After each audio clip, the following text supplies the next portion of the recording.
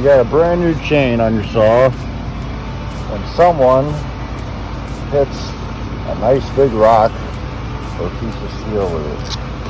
So I'm going to show you how to fix that. Now let's just say that new chain that hits that rock or nail only hits one side real bad, the other side's still like new.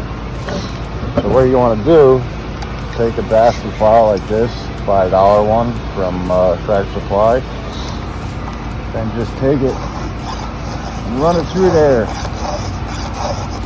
because it takes a lot of material off quick. You want to get that edge back, especially on full chisel. You can even do it like this. Well, you got to watch, because that takes some off the raker, but I'm going to get to that too. But just run that big flat file right through there and try to get that square corner back.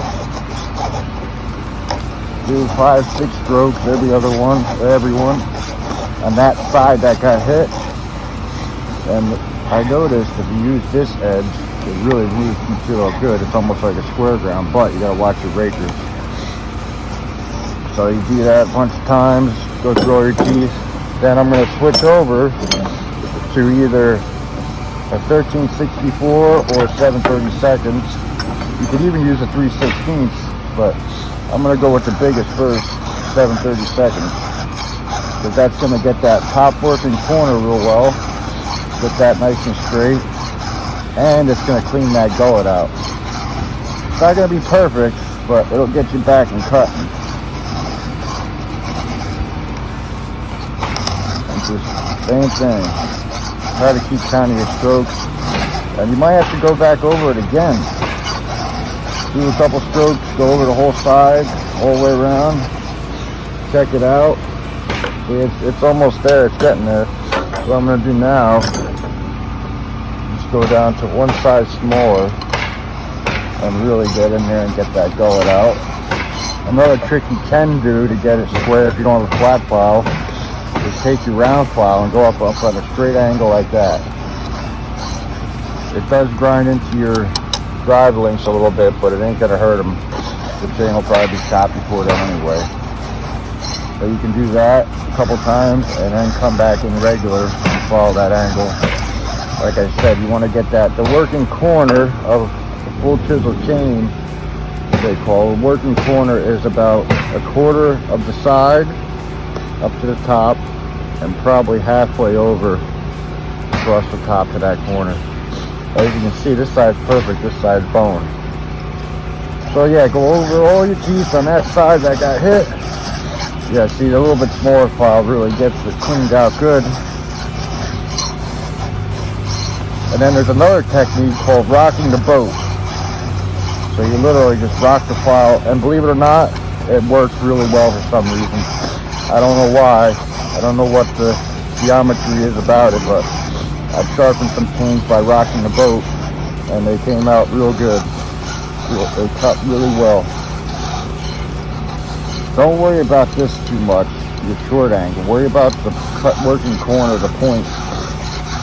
And then after you get them all cleaned up, make sure you got a raker gauge. So that's the biggest thing. You can have smaller teeth on one side than the other. Don't matter. As long as you come in, I'll see how high that is on my raker gauge. Put your gauge on there and run it down. I count about the strokes. I have about 3 strokes, so now I know.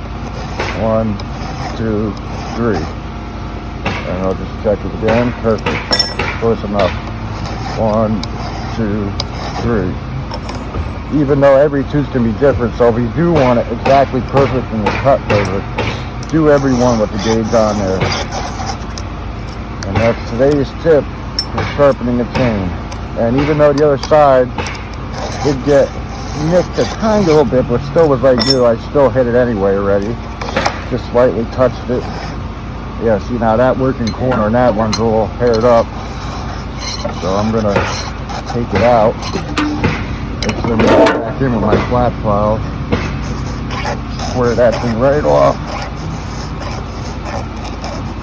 Go every which way but loose with the file. Remove all that material so you don't kill your good round file. And then I'll go back to the bigger 7/32. See that?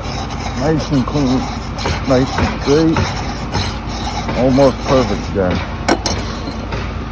And this is a 3/16. Actually, that, if you really want to get it in there, but sometimes that's too much of a sharp angle, but it'll still work if that's all you got.